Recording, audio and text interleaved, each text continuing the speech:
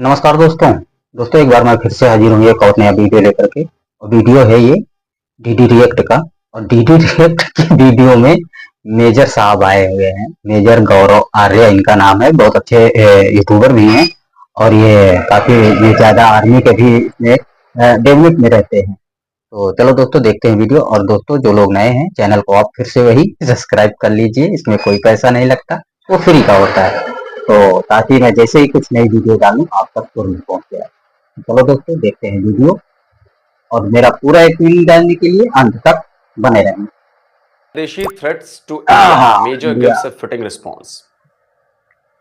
जरूरी था और मेजर साहब का जवाब होने वाला है बहुत जबर। तो आइए देखते हैं। दोस्तों आज का दिन बड़ा ऐतिहासिक है। जैसे मैं आपको कई बार बता भी चुका हूं, मेरा ताल्लुक जो है वो 17 कुमाऊं रेजिमेंट से है। आज ही के दिन यानी कि 10 दिसंबर 1971 को ईस्ट पाकिस्तान में एक जगह थी भदूरिया, और वो जो जगह थी भदूरिया, वहां पे मेरी पलटन यानी कि 17 कुमाऊं ने लड़ाई लड़ी थी। दोस्तों 17 कुमाऊं ने लड़ाई लड़ी थी। आज हम लोग बैटल ऑनर डे भदूरिया मनाते हैं। We received battle honour Bhaduria and theatre honour east Pakistan. 55 हमारे भाइयों ने जान दी थी, 55 भाइयों ने हमारे जान दी थी कि हम पाकिस्तानी फौज को वहां से खदेड़ें और ईस्ट पाकिस्तान को बांग्लादेश बनाएं। लोग कहते हैं कि नेकी कर दरिया में डाल, लेकिन हर समय ना ये फॉर्मूला चलता नहीं है। कभी कभी जताना पड़ता है, कभी कभी बताना पड़ता है, खासतौर से तब जब दूसरी पार्टी को आराम से समझ में नहीं आता। बांग्लादेश के लिए मैं खास आज इसलिए बोल रहा हूं क्योंकि आज भदूरिया डे है। 10 दिसंबर Bhaduria day, the battle of Bhaduria cross roads complex. आज की तारीख में दोस्तों हमने 55 जाने दी उस मुल्क को आजाद कराने के लिए। बांग्लादेश की बात हो रही है। और आज की तारीख में उन्हीं के फौजी जिनके बाप दादा उस समय दुबक के बैठे थे, कहीं पे दुबक के बैठे थे क्योंकि पाकिस्तानी फौज मार रही थी। आज वो हमें धमकी दे रहे हैं और ये कह रहे हैं कि हम बंगाल पे, त्रिपुरा पे, असम पे कब्जा कर लेंगे। मैं यहां पे एक चीज और क्लियर करना चाहूंगा। ये मेजर साहब की पलटन ने उन्होंने 55 अपनी जाने दी थी। ओवरऑल अगर देखें तो 4 से 5 हजार भारतीय सेना के जवानों ने अपनी जान दी इन्हीं बांग्लादेशियों को बांग्लादेश बनाने के लिए। वही आज बेगैरत हो गए। हमें आंखें दिखा रहे हैं। औकात नहीं है इनकी, औकात नहीं है। 2 रोटी खाने की औकात नहीं है इनकी बगैर हमारे, और हमें धमका रहे हैं। इनके फौजी हमें, रिटायर्ड फौजी हमें धमका रहे हैं। अबे जो तुम्हारा बड़ा भाई था ना पाकिस्तान, तुमसे कई गुना ज्यादा बड़ी सेना है उसके पास, कई गुना ज्यादा बड़े हथियार है उसके पास। पता है ना उसके साथ हम लोगों ने क्या किया है? 4 उतारू सेरेमनी। तो जरा सबक सीखो अपने बड़े भाई से।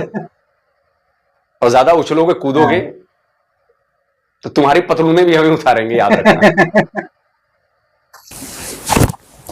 ये हालत है, एहसान फरामोश जिसको कहते हैं ना। एक बार दोस्तों ये बात ध्यान रखना मेरी, जिसको एक बार हराम के खाने की आदत लग गई भाई नहीं जाएगी, वो मेहनत करके नहीं खा सकता। और इनको हराम की आदत लग गई है। आज की तारीख में बड़ा ये लोग ना रो रहे हैं, बड़ा रो रहे हैं यार। हमारी टेक्सटाइल की इंडस्ट्री जो है वो खत्म हो रही है।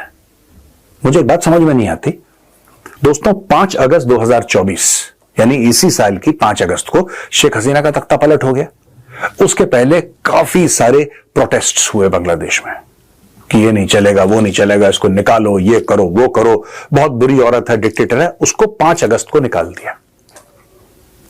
और मेरा यह मानना था कि जो मेन प्रॉब्लम थी, यानी कि उनके हिसाब से शेख हसीना 5 अगस्त को चली गई, 6 अगस्त से चीजों को नॉर्मल हो जाना चाहिए था।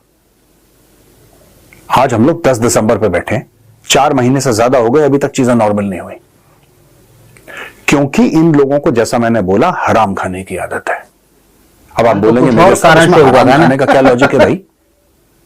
What is this got to do with हराम खाना? क्योंकि दोस्तों ये काम नहीं करना चाहते। शेख हसीना की सबसे बड़ी गलती थी, उसने बांग्लादेशियों को बोला कि तुम काम करो। ये आलसी लोग हैं, ये प्रोटेस्ट करना चाहते हैं, कल शेख हसीना थी, आज कोई और बहाना है, लेकिन आज भी बांग्लादेश में आग लगी है और सब मिलकर प्रोटेस्ट कर रहे हैं, because they feel that that is the only way. They know no other life. They were born to protest. They don't want to work. There is no output in Bangladesh. Their textile industry has crashed. आज की तारीख में ये कहते, देखिए साहब, इसका फायदा भारत को हो रहा है और हमें ऐसा फायदा चाहिए भी नहीं, ठीक है, लेकिन कोई बात नहीं, अब बंदा कहीं ना कहीं तो जाएगा. चाइना के बाद अगर कोई देश था जो टेक्सटाइल फिनिश गुड्स प्रोड्यूस कर रहा था, वो बांग्लादेश था. लेकिन बांग्लादेश का मैक्सिमम रॉ मटेरियल जा रहा था भारत से, राइट? भारत से, खास तौर से गुजरात, सूरत वगैरह यहां से जा रहा था. ये सब हो गया बंद, क्योंकि रॉ मटेरियल बांग्लादेश में बनता नहीं है. रॉ मटेरियल का मतलब है कॉटन, सबसे ज्यादा कपास, जो टेक्सटाइल सेक्टर के लिए सबसे ज्यादा जरूरी चीज है, वो कपास, स्क्रीनशॉट लगा रहा हूं, वो कपास भारत से जाती है. यहां से सिर्फ कपास ही नहीं जाती, यहां से यार्न जाते हैं, रेशे, जिनसे कपड़े तैयार होते वीव किए जाते हैं. हैं. इनको लगता है डायरेक्ट कपड़े ही आ जाते हैं. इस्तेमाल की जाने वाली 1000 चीजें जो उसके लिए हजारों मटेरियल चाहिए होते हैं, भारत से जाती हैं. हजारों केमिकल चाहिए होते हैं. जिन मशीनों से ये फैक्ट्रीज, टेक्सटाइल की फैक्ट्रीज चलती हैं, वो हैवी मशीनरी भारत से जाती है. और जितने भी कंगलू सुन रहे हो तुम लोग बांग्लादेशियों, तुम्हें आइडिया नहीं है कि अगर भारत ने ये सब रोक दिया ना, किसी दूसरे देश से खरीद भी नहीं पाओगे. पूछो क्यों? क्योंकि जिस रेट पर हम देते हैं उस रेट में तुम्हें नहीं मिलेगा. 3 गुनी 4 गुनी ज्यादा कीमत देनी पड़ेगी. चाइना से ले लो, चाइना से ले लो, अरे अमेरिका से ले लो, जिसके यूनुस बाबू पेट बने हुए हैं, उससे ले लो. तब तुम्हें तुम्हारी औकात समझ में आएगी, और तब तुम्हें समझ में आएगा कि भारत से पंगा लेना कितना महंगा पड़ रहा है तुम्हें. अभी तो देखो, हमारा रिएक्शन ऐसे नहीं होता है कि हम उठे और सेना फौज तैयार करी और कुछ कर दिया, चलो अटैक कर देते हैं, जैसा तुम्हारा बड़ा भाई पाकिस्तान करता रहता था, अभी भी करता है. हम लोग दिमाग वाले आदमी है ना यार, तुम लोगों की तरह बेवकूफ जाहिल तो है नहीं. स्टेप बाय स्टेप चीजें होंगी और तुम्हें एहसास भी नहीं होगा कि तुम्हें किया जा रहा है. पाकिस्तान की भी क्या हालत है? पाकिस्तान से टाइज बढ़ा रहे हो ना, बिल्कुल बढ़ाओ यार. मैंने सच बताऊं, मैंने दुनिया में पहली बार देखा है कि एक कंगला दूसरे कंगले से दोस्ती कर रहा है. क्या हम दोनों बिजनेस करेंगे? वो पाकिस्तान जो कुछ प्रोड्यूस नहीं करता,